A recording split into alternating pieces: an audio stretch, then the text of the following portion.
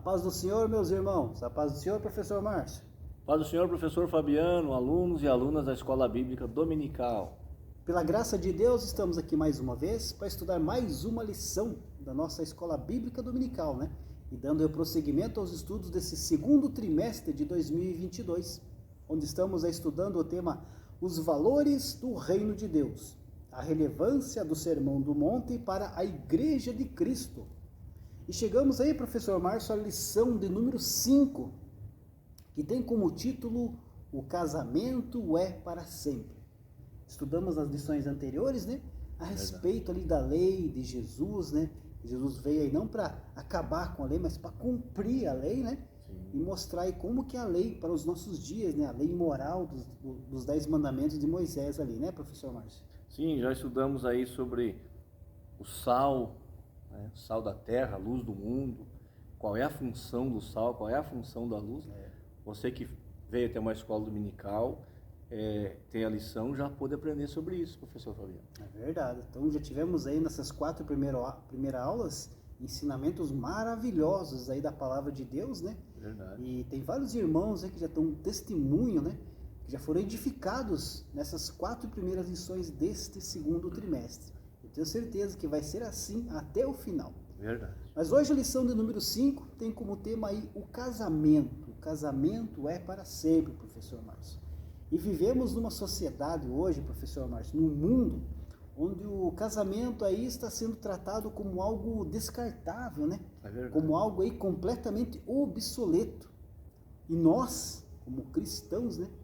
Nós devemos aí nos voltar aí para o que as escrituras nos ensinam, professor Márcio, para recuperar aí o valor inestimável da vida a dois, já que o mundo não está dando valor. Nós, como cristãos, como base, a palavra de Deus e ser obediente a Deus, temos que valorizar essa instituição maravilhosa que foi Deus que criou, né, professor Márcio? É verdade, já viste que foi ele que fez o primeiro casamento. Primeiro casamento. Adão e Eva. É interessante isso, professor Fabiano, que o professor falou, que nós estamos vivendo numa cultura que o casamento está durando enquanto dura a paciência do casal. Exatamente. Então, onde vai a paciência, acabou, troca. Exatamente. Já vai para o divórcio e já vai procurar outro casamento.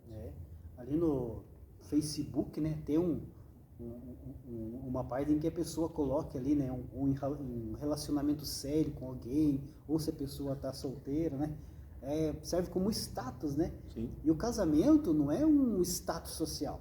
Não. O casamento não é um contrato, apenas um contrato entre um homem e uma mulher. Não é um acordo de comunhão de bens, né, professor Márcio? Exato. O casamento, na verdade, é um estilo de vida. O casamento é um ato de obediência e reverência a Deus. E deve ser encarado, professor Márcio, como uma das mais solenes maneiras de se viver para Deus. Como nós já falamos, foi Deus que instituiu. Então, se nós honrarmos essa instituição, obedecendo a Deus, fazendo a vontade de Deus no casamento, tenho certeza que o nome do Senhor será glorificado. Verdade. Deus não projetou o casamento para ser descartável. Não. Para ser do jeito que nós estamos vendo cada vez mais, né? Nesse avanço desse mundanismo, dessa cultura que nós estamos vivendo. Conforme nós já falamos, né? Vai até onde eu quiser. Não, o casamento é exatamente o contrário. Nós vamos ver aqui no nosso texto áureo que é uma junção aí, uma união para sempre. É verdade. Como o título da lição destaca, né? O casamento é para sempre. Para sempre. Então, enquanto tivermos vida, o casamento tem que estar durando, né? O texto áureo da nossa lição se encontra lá no Evangelho de Mateus, capítulo 19, versículo 6, que diz assim: assim não são mais dois, mas uma só carne. Portanto, o que Deus ajuntou, não separe o homem. Quando Deus instituiu o casamento, né, professor Márcio? Ele fez lá no Jardim do Éden, né? Sim. Lá no Jardim do Éden, Deus ali instituiu o casamento. E antes mesmo, né, de Deus ali criar a mulher, Deus já tinha falado, né? Sim. Não é bom que o homem esteja só. Exatamente. Então, tudo que Deus tinha criado naquele momento, Deus olhou, não, é bom. Tudo era bom. Aí quando ele olhou o homem ali sozinho, não é bom. Isso não quer dizer, né, professor Márcio, que o homem ali era algo imperfeito, né? Não. Mas era algo incompleto. Incompleto. Aí o que Deus fez? Deus criou a mulher para viver ao lado do homem. Exatamente para que o homem não tivesse solidão. Porque, veja bem, professor Fabiano, a gente precisa entender. Adão, ele tinha comunicação direta com Deus. A Bíblia diz que Deus vinha na viração do dia no jardim. Conversava com Adão. Mas era de um ser Deus, né? Para o ser humano. Então o que precisava? Precisava de outro ser humano para ter os mesmos sentimentos. Então, o Adão, porque veja que vida maravilhosa ele tinha. Sim, tinha tudo, mas né? precisava de alguém igual a ele. Exatamente. Para compartilhar os sentimentos que ele tinha. É bem provável que Adão via os animais ali, cada animal tem o seu par e outro sozinho. E ele estava ali do transcendente que é Deus, foi imanente que é ele. Então ele precisava de alguém imanente também. É por isso que Deus, e também, professor Fabiano, Deus não esqueceu. Quando Deus cria as coisas, ele fala, e criou macho e fêmea. Ali já está o homem e a mulher. Depois Deus vai formar a Eva da costela do Adão e trazer para ele. Porque ele precisava, por isso que quando Deus apresenta, ele fala, agora sim, essa é osso dos meus ossos. Ou seja, ela não é transcendente igual a senhora, ela é humana. Ela vai ter dor de barriga, ela vai ter tudo que eu tenho, ela vai sentir também. Então ela vai me completar e eu vou completar ela. Foi o que o professor falou. Exatamente. Então ele criou a mulher ali para ser a auxiliadora do homem, ajudadora do homem, a companheira do homem, né? Para que o homem ali tivesse ali com quem se relacionar plenamente. Exatamente. Como o professor Márcio já destacou, Deus vinha ali na virada do dia, né? Mas era o relacionamento entre o Criador e a criatura. Exato. Aí quando Deus cria o homem, cria a mulher para estar ao lado do homem, aí o homem tinha alguém para se relacionar plenamente, né? Como o professor Márcio já destacou. Esse é o nosso Deus maravilhoso, né? Perfeito em tudo, né? Pensa em todas as coisas. É o homem que estraga, né, professor? Sim. Márcio? Ainda aqui, professor Fabiano, um texto áudio diz aqui, agora não são mais dois, mas uma só carne. Isso aqui está dizendo que um casamento ele tem que começar na união e passar para a unidade. Exatamente. Porque na união tem propósito diferenciado. Na unidade o propósito é um só. Exatamente. Então um casal que vive na união, ele vive bem, mas ele tem dois propósitos. Por exemplo, o marido quer trocar o carro, a mulher quer trocar a geladeira. Só um exemplo. Então, na unidade, os dois vão sentar e vão dizer qual é o preciso, o que precisa fazer primeiro, qual é o mais necessário. O propósito é um só. Exatamente. E isso é viver num só pensamento. Né? Então sai da união e vai para a unidade. O problema de muitos casamentos que não dão certo, professor Márcio, é justamente por causa disso. Eles não sentam para conversar, para discutir sobre os assuntos, né? E tem aí uma onda, né, de feminismo aí, no mundo inteiro, né, que a mulher não deve se dobrar ao homem. Exatamente. Fica essa briga, e isso acaba influenciando também dentro do casamento. E quando um não baixa a guarda, quando os dois ficam se batendo de frente, né, não vai dar certo, não vai dar certo. A gente sabe que o final não é bom. A verdade prática da nossa lição destaca que a vontade de Deus para o casamento é que ele seja vitalício. Na continuidade do Sermão do Monte, Jesus condena o adultério. Então, que nós vamos ver aqui um pouco a respeito da nossa lição, né? E tem aquela frase, né, que sempre fala no casamento, né? Até que a morte os separe, né? Essa é uma frase que é dita ali ou pelo pastor ou pelo padre, quem esteja ali fazendo o casamento, né, tem essa frase, até que a morte os separe. Então, até que a morte os separe, professor Márcio, é o prazo que Deus estabeleceu, né, para o casamento dos seus servos. É isso que Deus ordena, que até que a morte os separe. E nós sabemos, né, professor Márcio, que durante o casamento há muitas dificuldades. Exato. Há muitos problemas a serem resolvidos. Como o professor Márcio já destacou aqui, problemas que temos que sentar para conversar, né? Nada que melhor do que uma boa conversa. Tem muitos casamentos acabando por falta de diálogo entre marido e entre mulher. É verdade, né? Uma das maiores causas de separação Exatamente. é isso. Mas isso é normal, professor Fabiano. São duas pessoas diferentes. São duas pessoas únicas que pensam diferente. E que são colocadas juntos para morar juntos. Então nós vamos começar agora uma vida a dois. Por isso que diz aqui o texto. Não são mais dois, vai se tornar um na unidade. Porém, na individualidade, cada um tem a sua. Né? Cada um tem o seu, cada um é um indivíduo. Então agora aqui é preciso trabalhar esses dois seres aqui para que eles vivam junto. Com certeza. Eu sempre digo o seguinte, o meu casamento não é perfeito, porque não tem casamento perfeito. Mas lá em casa não falta diálogo, perdão e amor. Com certeza. É assim que a gente vai levando a vida. Afinal de contas, né, professor Márcio, quando nós dizemos sim na frente das testemunhas, nós temos que nos atentar que não são apenas as testemunhas humanas, Não. os padrinhos, os convidados que estão ali. Você imagine que na primeira fileira, no primeiro banco que está sentado ali é Deus. Deus é testemunha do seu casamento, você assume um compromisso diante de Deus. É verdade. Então aquilo que você assumiu no casamento, você tem que cumprir até o final, né? Até que a morte os separe. Por isso que o casamento aqui, a vontade de Deus para o casamento é que ele seja vitalício, até que a morte os separe. Os objetivos da lição de hoje é apresentar aí a condenação do adultério, mostrar que o que rege o coração regerá o corpo também e afirmar a indissolubilidade do casamento. A nossa introdução diz assim: no Sermão do Monte, em que Jesus evidencia a justiça e o caráter do discípulo acima da postura dos escribas e fariseus, a preservação do casamento foi muito bem destacada. Ao evocar o 7º mandamento, não adulterarás, conforme está lá em Êxodo, capítulo 20, versículo 14, a intenção do mestre é colocar o casamento no seu devido lugar, como foi designado pelo próprio Deus. Na continuidade do seu ensino, Jesus expressa que tudo começa no coração. Assim, cai por terra as teorias quanto ao divórcio, as evasivas criadas por aqueles que pensam em se separar de seu cônjuge, visto que os que realmente são dominados pelos valores ensinados por Cristo procuram em tudo a preservação da pureza da vida conjugal e do verdadeiro lar cristão.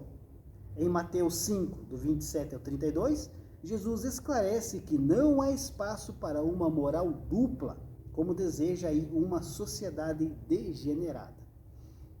Então, o 7º mandamento aqui, professor Márcio, não adulterarás, né? Sim. Nós vimos que Jesus puxa ali o 7º mandamento, né, lá da lei de Moisés, né? Mas tem uma grande diferença aqui, né?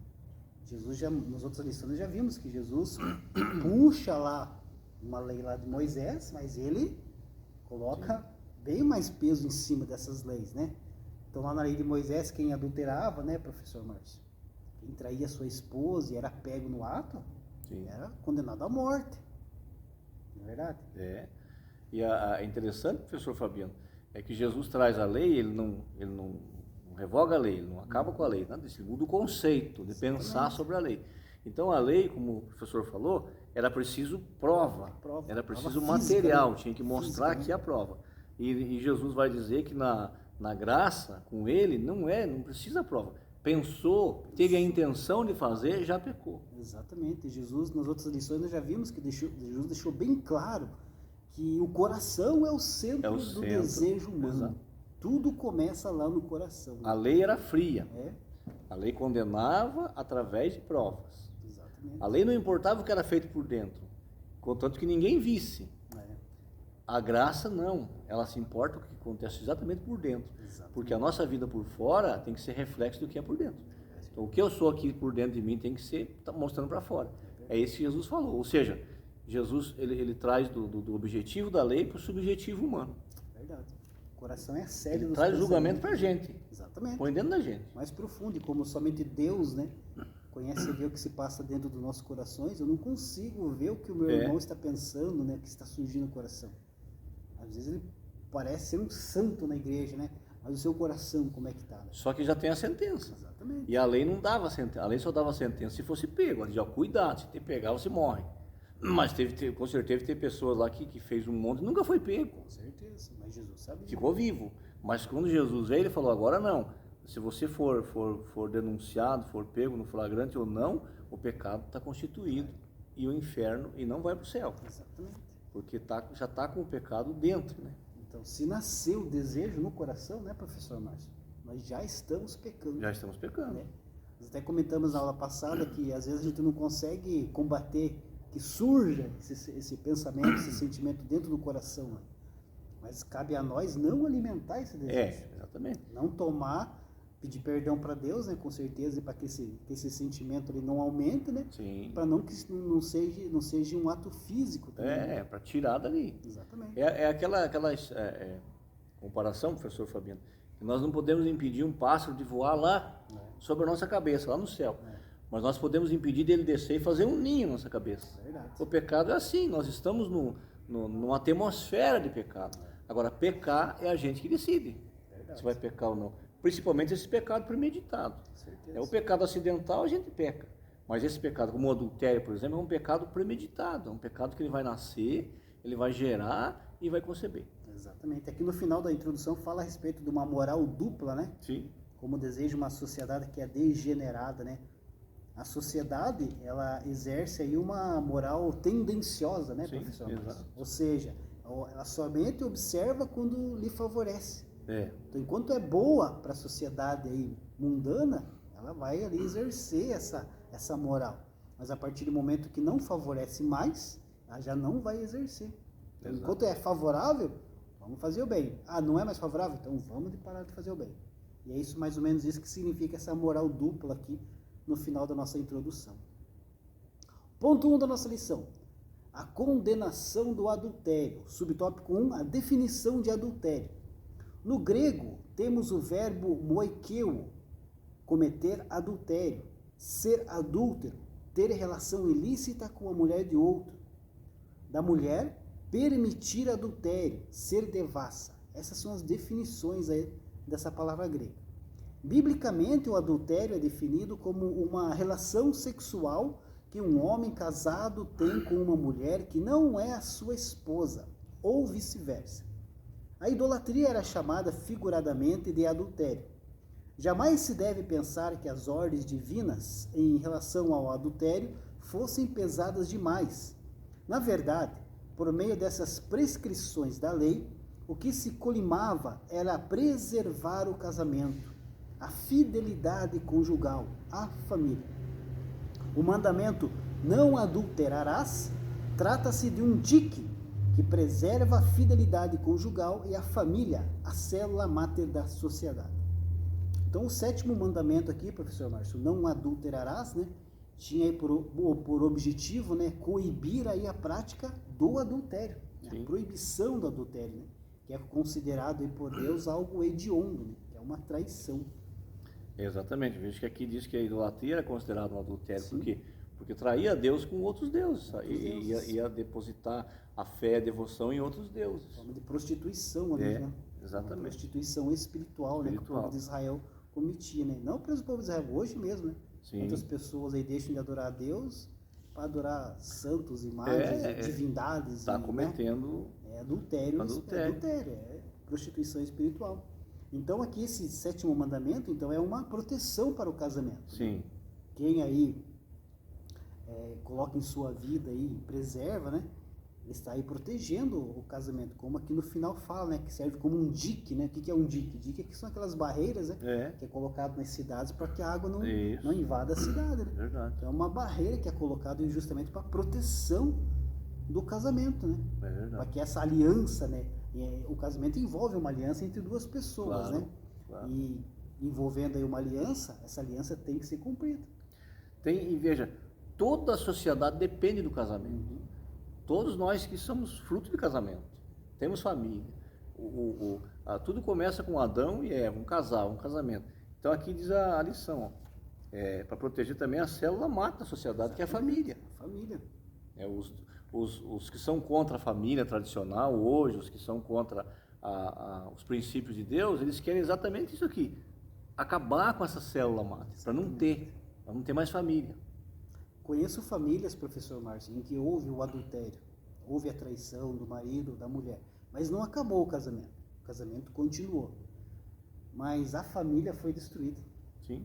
O ambiente familiar já não era mais o mesmo, os filhos que presenciaram tudo isso, cresceram tudo mais, mas ficou aquela rachadura, aquela ferida no meio da família.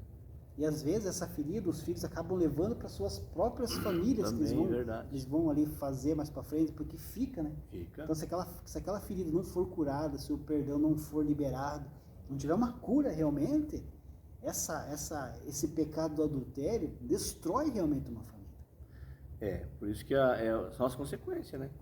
Não termina ali. As consequências vão para a vida toda. Exatamente. E fica. Fica. Fica até o resto da vida. Queira ou não queira, fica até pro resto da vida. Ainda mais quando é escancarado, quando todo mundo sabe, né? Sim. É divulgado e todo mundo fica sabendo. Então é um pecado assim bem cruel realmente aí, que destrói uma família. Verdade.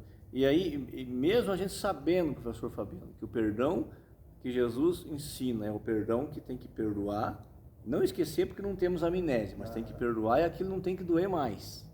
Mesmo assim, na condição de ser humano, um dia ou outro vai voltar à tona. E a pessoa que cometeu o adultério e que foi perdoado pelo outro, ele tem que entender isso. Que um dia vai acontecer que o outro vai acabar, como a gente fala no popular, jogando na cara de novo. E vai ter que engolir aquilo, porque ele fez aquilo, é a consequência.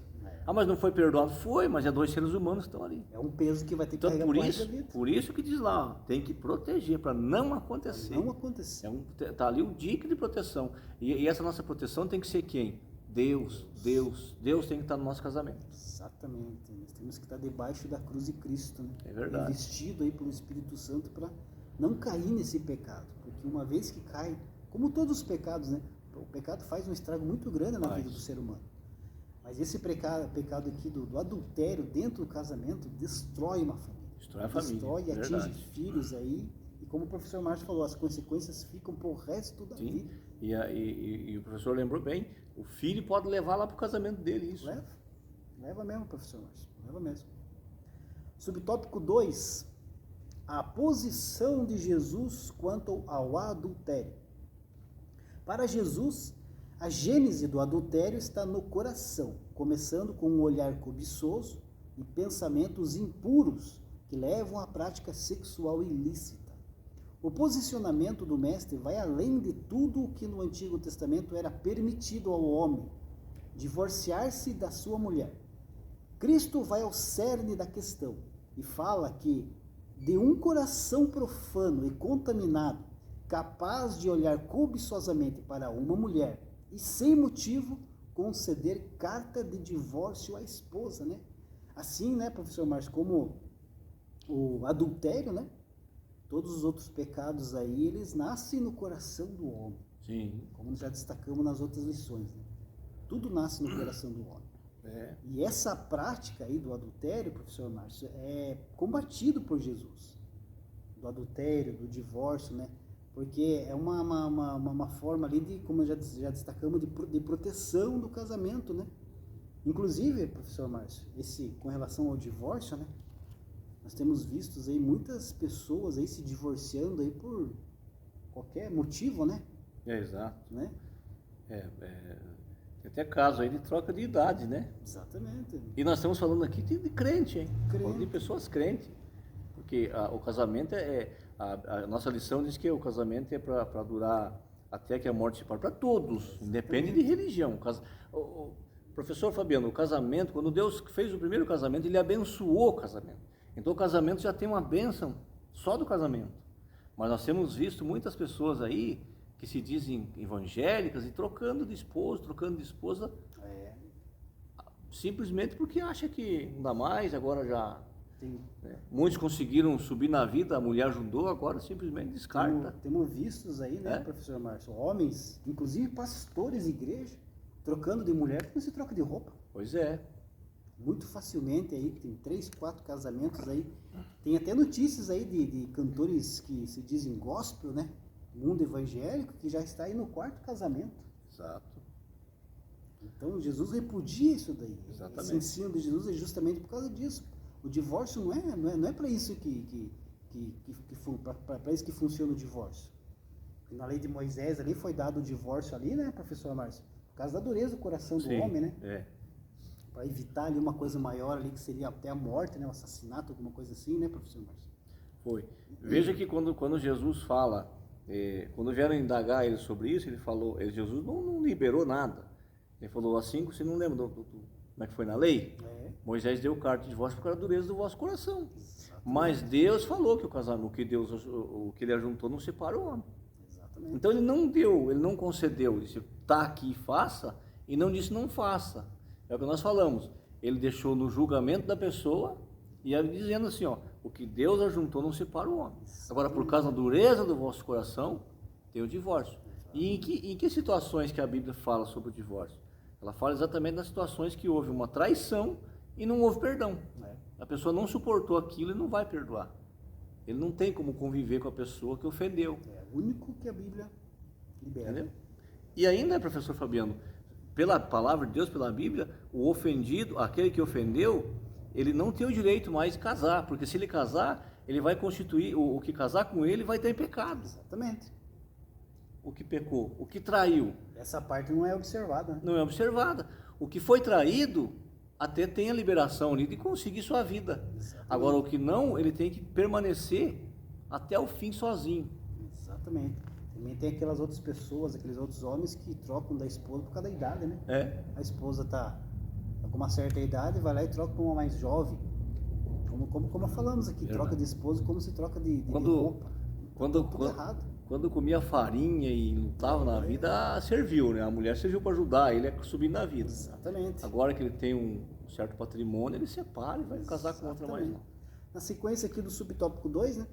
No seu sermão, Jesus evidencia a importância de homens e mulheres absterem-se de pensamentos impuros, tanto fora como dentro do casamento, pois é dessa forma que se consegue manter a pureza em 3 níveis: sexual, moral e social. Precisamos ter a consciência de que, perante Deus, como bem expressou Cristo, uma intenção errada é tão pecaminosa quanto um ato. Por isso devemos sempre buscar pensamentos puros e bons. Conforme nós já falamos, né, professor Márcio? Jesus já afirmou que o coração é o local aí onde são gerados o pecado. Então, tudo nasce do coração. Então, o que nós devemos fazer, professor Márcio? O que nós devemos fazer para evitar que nasça ali que seja gerado no nosso coração o pecado, né? Nós precisamos encher o nosso coração aí com a palavra de Deus, né? Buscar mais de Deus, estar aí diante da presença de Deus. Somente com a presença de Deus na nossa vida, ser cheio do Espírito Santo, nós iremos aí combater essas impurezas aí que acabam entrando dentro do nosso coração, queira ou não.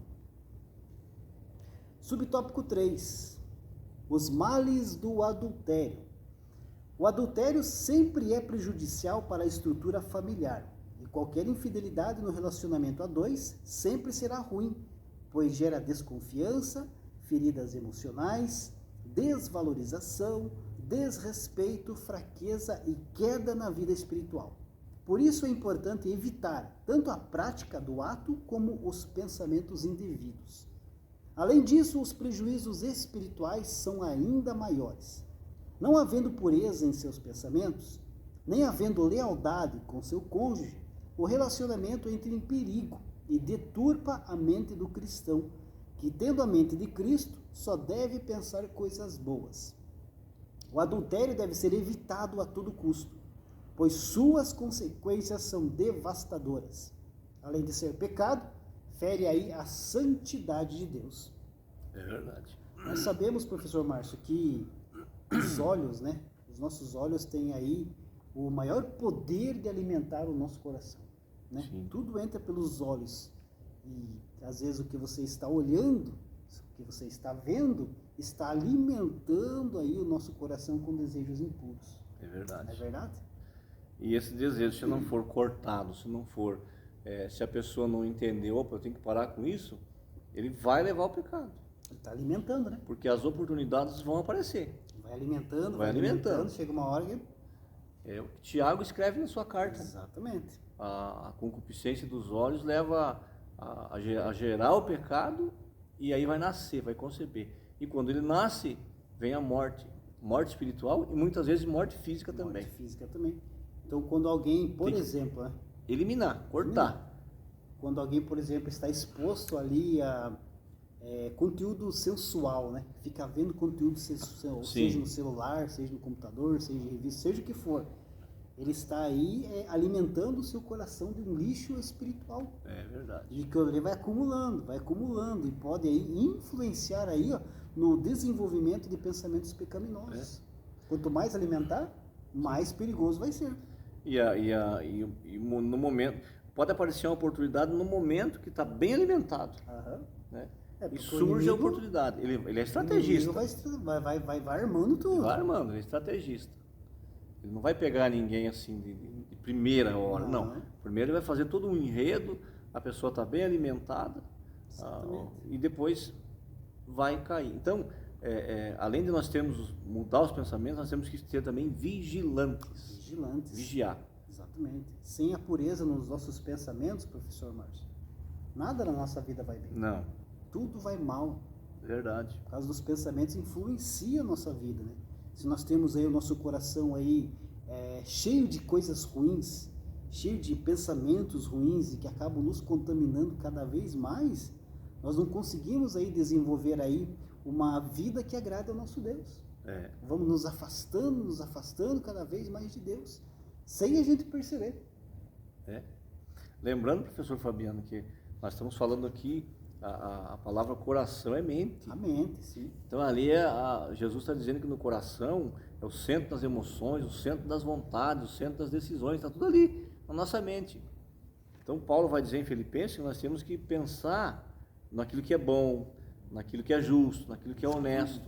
Nós temos que treinar o nosso pensamento.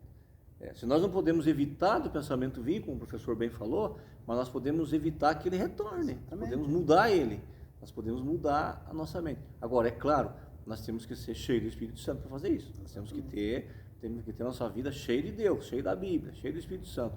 E também muitas coisas, fugir de certos lugares que vão provocar isso. Exatamente. Às vezes a pessoa Fugir ainda de certa procura, imagem. Procura ainda. Fugir. Porque na Bíblia a fuga não significa covardia, não. Significa exatamente o contrário. Fuga é a pessoa forte. Só foge quem é forte. O professor Márcio conhece uma história aqui de um evangelismo, né? Que foram fazer aí numa casa não muito adequada, né? Verdade. E foi avisado, né? Cuidado. O que acabou acontecendo? Rapaz, acabou caindo. Caiu, não teve jeito. Não teve foi jeito. avisado. Ele orou, mas não vigiou. Não cuidou. Então, a Bíblia é tão maravilhosa, professor Fabiano, que ela nos orienta a fugir até da aparência do mal. Não precisa nem ser mal. Notou que não está bem? Foge. Exatamente. Que vai evitar muita coisa lá para frente. E só conseguimos isso aí com o Espírito Santo. Exatamente. Nós não podemos desachar, nós somos fortes, nós vamos aguentar. Não somos fortes, nós somos fracos. O inimigo, como o professor Márcio já falou, o inimigo ele vai preparando o ambiente. Quando você acha que eu estou poderoso, cai. E ele prefere exatamente os fortes. Exatamente. Agora, aquele que diz, não, eu tenho Deus na minha vida, eu não vou fazer isso, não vou atrás porque eu sou fraco, eu sou carne. E carne não se converte, professor Fabiano. Carne é carne, ela vai assim até Cristo nos levar para o céu. Exatamente. Daí sim vamos ter um corpo glorificado. Na terra não importa quantos anos de crente tem, a posição que tem na igreja, não importa, é tudo carne. Verdade. Ponto 2 da nossa lição, o que rege o coração regerá o corpo. Subtópico 1, o que procede do coração. O pecado não está restrito apenas ao ato, mas também a pensamentos impuros, malignos, cuja fonte é o coração. Do hebraico, coração, lebab, fala aí do homem interior, a mente, a vontade, a alma, a inteligência. Trata-se do lugar dos desejos, das emoções e das paixões. No seu aspecto figurativo, o coração refere-se ao caráter moral. Um cristão que tem o coração transformado tem um viver totalmente diferente, visto que o seu coração é regido pela palavra. Professor Márcio, mesmo nós sendo aí alcançados aí pela graça de Deus, ainda possuímos a natureza pecaminosa. Sim. Que é a nossa carne, né? Ou seja, nós estamos então em uma constante luta, uma constante batalha entre aquilo que é justo e reto diante do nosso Deus e os nossos desejos carnais. Exatamente. Então aquilo que nós mais alimentarmos, né, professor Márcio, sempre vai prevalecer. É o que vai prevalecer. Né? Jesus falou sobre isso, ele disse, o espírito está pronto, carne é fraca. Agora, isso não dá legalidade para ninguém alimentar a carne com pecado. Exatamente. Ele está dizendo ali, olha, a carne é fraca, você tem que sustentar ela com a palavra. Tem que buscar alimentar bem a alma, bem o espírito, que daí suporta a carne. Exatamente. O que faz a alma e o espírito pecar? É o corpo, é a carne. Mas não dá para separar os três. Não. Então a gente tem que saber alimentar. Então, do mesmo jeito que nós se alimentamos fisicamente, precisamos de água, alimentos, sono, etc., nós temos que alimentar também a nossa alma. E como é que nós fazemos isso? É só com a palavra de Deus. Só com a palavra. Oração, Ensinamentos, palavra, dependência do Espírito Santo. boas companhias, mudando a direção. Né? Se você vê que tal situação vai te provocar a tentação, fuja dela. Exatamente. Não pague para ver, como se diz, porque certamente não vai resistir. Com certeza que não. É o que nós estamos vendo na nossa lição. Subtópico 2, o homem é o que pensa. É sabido por todos que o homem é o que ele pensa ou sente.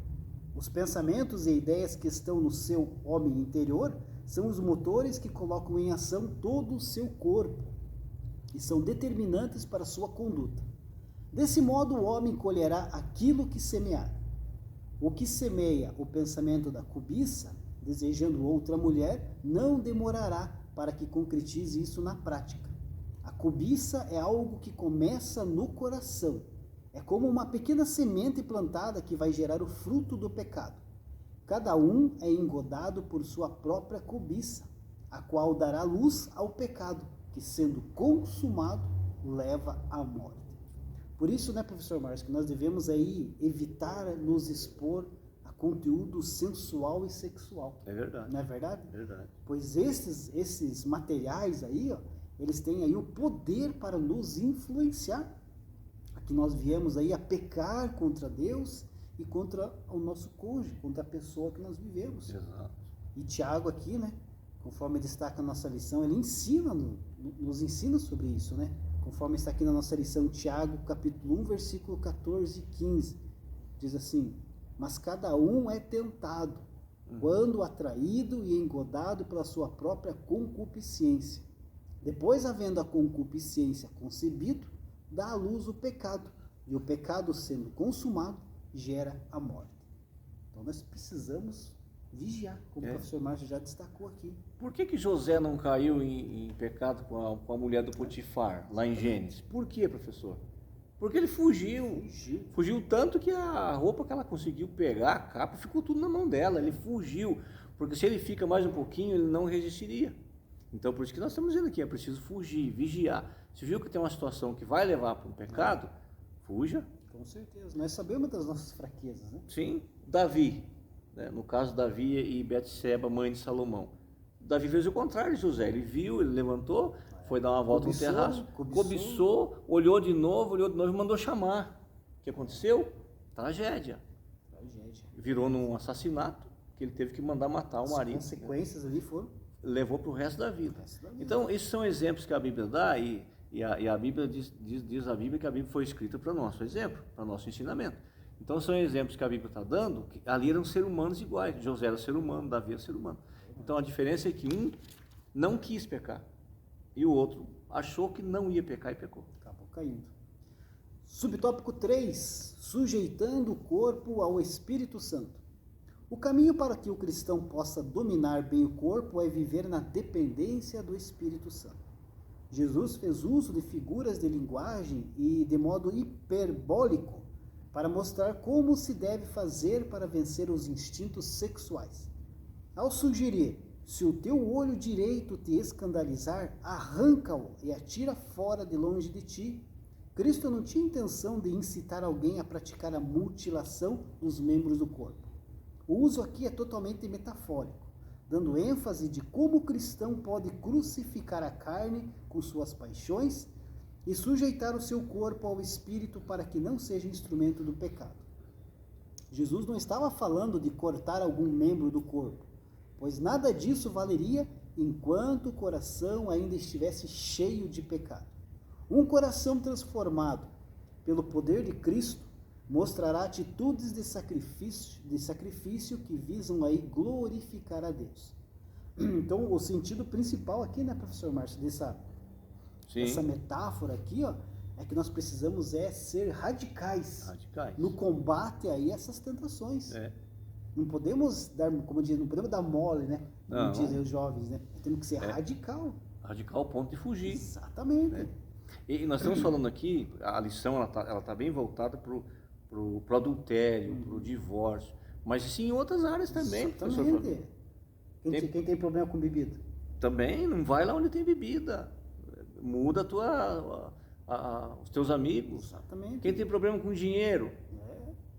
não fica perto, então saia, Com entendeu? drogas, com fumo, são vários exemplos. Então, nós estamos usando aqui o exemplo do adultério, que tudo é pecado, mas esse constitui um pecado porque ele vai ter muita consequência em toda a família. Mas todos os outros são pecados. Então, cada um de nós, como o professor falou agora há pouco, sabe quais são os pontos fracos. E tem que alimentar esses pontos fracos com a palavra de Deus. Exatamente. E se viu que não dá, foge. Foge porque forte é aquele que sai. Exatamente. Até como é que o professor falou, já me ensinou esse tempo? Sansão era forte na força física, mas fraco no caráter, né? Exatamente. E José era menino, fraquinho, físico, mas um caráter muito forte. Exatamente. Então nós precisamos ser radicais, né? Radicais. Radicais, né? Na luta contra Por isso Jesus usa essa figura que arranca o olho. Arranca, exatamente. Esse é ser radical, né? E nós nunca podemos nós já destacamos aqui, cair na ilusão, né, que nós nos tornamos fortes. Não, eu sou forte, eu aguento estar afinal, eu não vou cair no pecado. Eu sei que eu não vou cair no pecado. Você vai cair no pecado, não adianta. Você não vai resistir, né? Não. Nós não podemos brincar com o pecado, professor. De jeito nenhum. O pecado é uma coisa muito séria. O pecado é uma coisa ali que fez a comunhão do homem e de Deus se separar. O mundo está no que está hoje por causa do pecado. Então não podemos brincar com o pecado. E veja que aconteceu isso com a Eva, os olhos. Ela começou a olhar para aquela árvore, desejar aquele fruto. Satanás veio e fez a trama e fez ela pecar. Mas entrou por onde? A concupiscência dos olhos. Parou. Então a gente tem que cuidar com o que a gente para ver. Nós voltamos aqui lá no que se falou, né? Nos sites, isso e aquilo, de tanta coisa que não vai trazer benefício nenhum e está ali alimentando algo que pode acontecer depois. Ao conselho do apóstolo Paulo, professor Márcio. Segunda carta de Paulo a Timóteo, capítulo 2, versículo 22. Foge também dos desejos da mocidade e segue a justiça, a fé, a caridade e a paz com os que, com um coração puro, invocam o Senhor. Como o professor Márcio já destacou, fugir. Temos que fugir dessa aparência do que vai nos induzir aí a cair no pecado. E veja que interessante que Paulo ainda indica, vai junto com os que têm coração bom também, que querem andar junto no mesmo caminho que você. Que também dizem, não vou facilitar porque eu também sou fraco. Exatamente. Não adianta você sair para uma pessoa também que também tem a mente que ele é forte. Todos nós somos dependentes de Deus, né? Exatamente. Nós precisamos da ajuda de Deus para vencer essas tentações aí. Sim, então, com certeza. Nós estamos estudando a lição dos jovens também a respeito das tentações. Né? Exato. E ali mostra claramente que nós somos tentados todos os dias. Como Jesus foi tentado por Satanás lá no deserto, nós somos tentados. Só que, como o professor Márcio falou, não somos livres dessas tentações. Nós temos condições de suportar. Temos condições. Com a ajuda de Deus, nós podemos suportar. Ponto 3 da nossa lição, já partindo para o final. A indissolubilidade do casamento. Subtópico 1, o casamento na perspectiva bíblica. Sabemos que o casamento é a mais fundamental de todas as instituições sociais. Na perspectiva divina, o casamento deve ser uma união permanente, em que o homem e mulher entram em uma aliança a fim de construir uma união única, na mais perfeita intimidade. Não querendo jamais que os votos do casamento fossem quebrados, Deus deu esta ordem: não adulterarás. A singularidade dessa maravilhosa união foi destacada por Cristo, quando falou do vínculo conjugal, expressando que não são mais dois, mas uma só carne. Paulo via essa união de maneira tão cândida que comparou o amor de Cristo que se sacrificou pela igreja ao amor do marido para com a sua esposa. Então, professor Márcio, como nós já destacamos no começo da aula, o casamento não é um contrato, né? Não. O casamento não é um status social. O casamento é uma aliança firmada diante de Deus. Sim. É um compromisso muito sério que assumimos diante do nosso Pai, né, professor Márcio? Verdade. É como o professor falou, um estilo de vida, né? Estilo de vida. Agora eu escolhi que nós vamos viver a dois. Exatamente. Eu e minha esposa e os filhos que vão vir. Vamos fazer nossa família. Nossa família. Exatamente. Então não é algo que vamos casar para ver até onde dá. Exatamente. Vamos ver até que o casamento não é para ser assim, até que a sogra separe, até que o desemprego separe, até que a doença. Tem casais, professor Fabiano, que um dos cônjuges fica doente e o outro abandona. É. Então veja, Tinha amor nesse casamento? Não, né? Não tinha. Interesse só. Só interesse. É. Né? E são muitos, né? Muitos. Casamentos que a gente vê essa situação acontecer, né? Então, dentro de um casamento, professor Márcio, o casamento deve ser desenvolvido aí de tal forma que nós possamos alcançar não apenas a unidade emocional, né? Entre o homem e a mulher ali, mas também a espiritual, Exato. que é diante de Deus, né? A emocional envolve ali o que? O nosso dia a dia, né? Sim. A nossa preocupação em amparar o nosso cônjuge, em Exato. respeitar, em ajudar, em honrar o nosso cônjuge no dia a dia, né? Suprindo as suas necessidades, as suas deficiências, né? Esse é o dia a dia aí do cônjuge. Mas já na área espiritual, professor Márcio, essa unidade deve ser formada aí em torno da pessoa de Cristo, ajudando o cônjuge a alcançar Exato. a Cristo. E tem muitos casamentos, né, que às vezes a mulher é crente, o marido não é crente, ou o marido é crente, a esposa não é. Então é espiritual, um tem que ajudar o outro a alcançar a Cristo. Exato. Chegar aí à presença de Cristo, desenvolver aí a presença do Senhor. Por isso, professor Fabiano, o conselho bíblico para quem vai casar é não se aliar a um jugo desigual.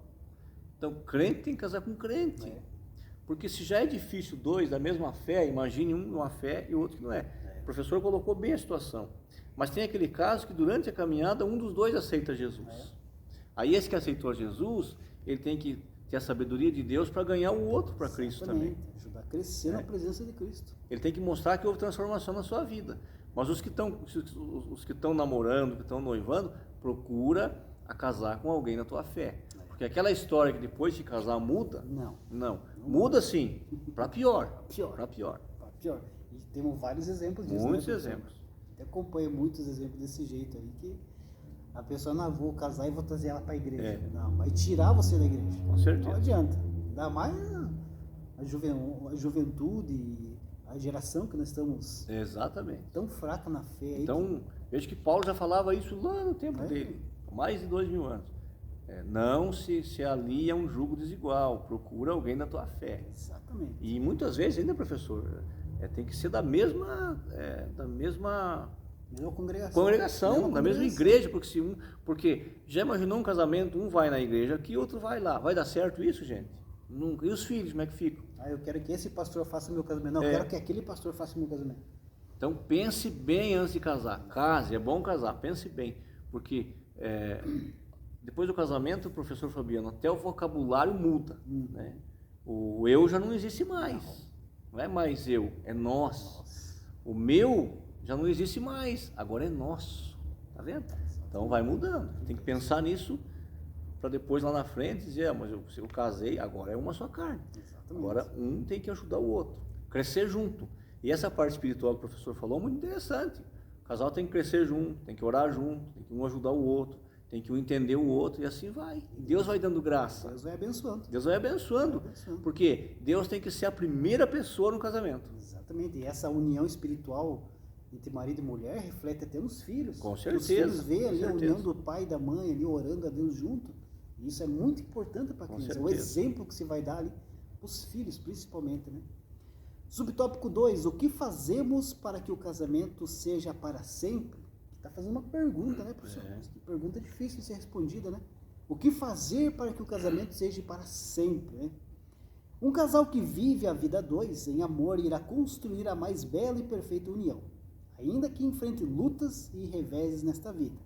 O casamento deve ser construído com base em respeito, amizade, bom tratamento, carinho, dignidade, entre outros. Como bem disse o apóstolo Pedro, se tudo isso estiver presente no casamento, ele será para sempre. O casal cristão tem conhecimento de que, no aspecto espiritual, ambos são iguais. E na vida a dois, há obrigações distintas e específicas a serem cumpridas. Aqui, para responder essa pergunta, professor Márcio, o que fazer para que o casamento seja para sempre, né? Não existe uma receita, né?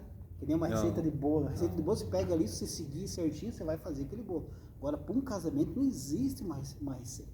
Não, é dinâmico, duas pessoas ali, né? Elas vão se encontrando durante a sua vida. Agora, como nós falamos, não pode faltar o respeito, o amor, a tolerância, tudo isso. Abrir mão, perde aqui para ganhar ali. Casamento é assim. É necessário esforço, né? Necessário esforço. Esforço do marido, esforço da esposa, de um Sim. agradar o outro, do amor, do respeito, né? Exato. Principalmente o respeito, né? Porque tem muitos casais aí que um não respeita o outro. É. A esposa pega dinheiro do marido escondido, É. o marido ganha tanto lá na firma, eu ganho tanto e esconde o dinheiro para usar lá com os amigos. Então isso é falta de respeito. Falta de respeito, Então, e isso vai ter uma consequência. Com certeza. Então, e Vai consequência acabar o ruim, casamento. né? O casamento vai acabar. Com certeza. Cadê a confiança? Se perder a confiança, perdeu tudo. Exatamente. O sucesso do casamento, né, professor Márcio, se constrói no dia a dia. Dia a dia. No dia a dia do marido e da mulher que se constrói um casamento abençoado por Deus. Verdade. E como já destacamos, requer esforço, Requer. tanto do homem quanto da mulher. Eu vou usar uma palavra aqui bem conhecida. Requer manutenção. Manutenção. E diária. Verdade. Diária. Exatamente. Subtópico 3. Casamento, uma união indissolúvel.